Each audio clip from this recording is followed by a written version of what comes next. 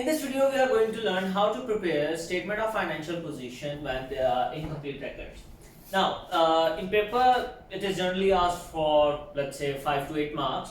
For this specific question, Y16, P22, Q3, and the part is C, it is asked for 6 marks. Now, generally, students are confused in how to prepare the statement of financial position, but there are some very what should I say? There are very simple and easy ways. First of all, I would say do not complicate things. Statement of financial position (SFP). Okay, do not complicate things. Just write down the values or the headings as they are. First of all, what do we have? We have non-current assets. After that, we have current assets. Then we write equity. Then we have non-current liabilities, and finally current liabilities. And in further, if you want to just put down the headings, it's fine. If you do not want that, even then it's fine. Now, as I said earlier, that whenever the examiner is going to give you question from incomplete records, he will give you summary of cash and bank account, opening and closing balances. This is the at least amount of information which he will provide.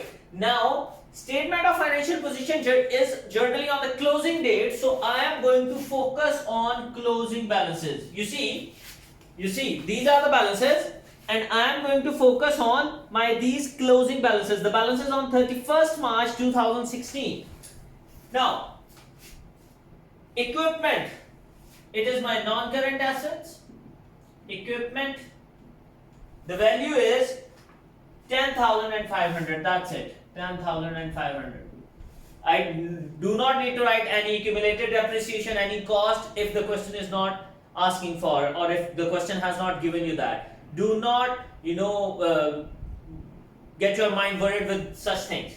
Next is current assets. How many current assets do I have? First one is inventory. Once again, it is given in the question, 11,500. Then I have trade receivables. And it is also given in the question, which is 18,350.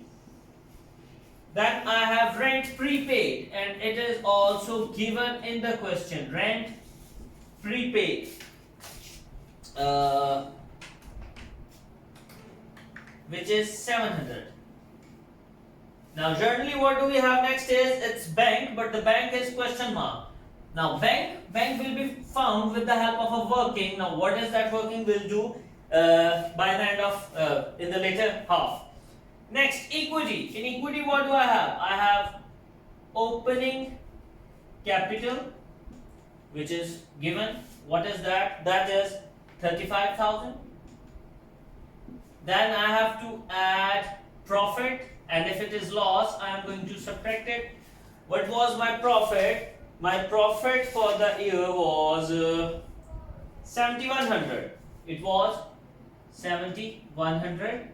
I am going to add it. Then drawings, I am going to subtract my drawings. The drawings are 11,500. It is already given in the question. That's it. Non-current liabilities. There is no non-current liability in the question. And then current liabilities, I have wages owing, which is 450.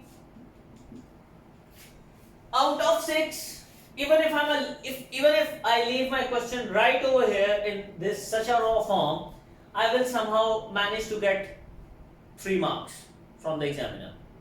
You see, what I have done, actually I have done nothing. I have just incorporated the values which were given in the question, and that's it. I have not performed any calculations yet. I have not concluded it. I have just incorporated values. Was the difficult thing? Now what next we need to do is, we need to find the bank balance. You see, it was question mark in the front of bank. How do we calculate bank? It's simple. We take opening balance, you plus all receipts which is on debit side, and you minus and you subtract or minus all payments which is on credit side. Now, the opening balance of the bank is 3950. The total of receipts is 40,000 and the total of payments is 46,000. And when I am going to solve this, what do I get? I get 2050 negative. Now, negative means that it is overdrawn and this is my current liability. And from where did I get these 40 and 46,000? Here. 32,000 plus 7,400 plus 600. Total I get 40,000 which is of receipts.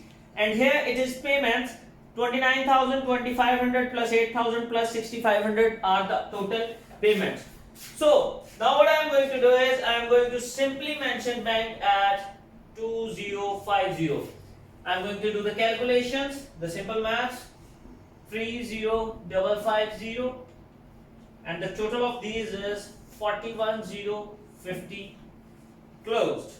The capital would be 30,600 after calculation. There is no non-current liability and it is 10,450, and when I add these I have 41050 and my total assets equals to total equity and liability. That's it, and you'll get 6 marks out of 6. Thank you.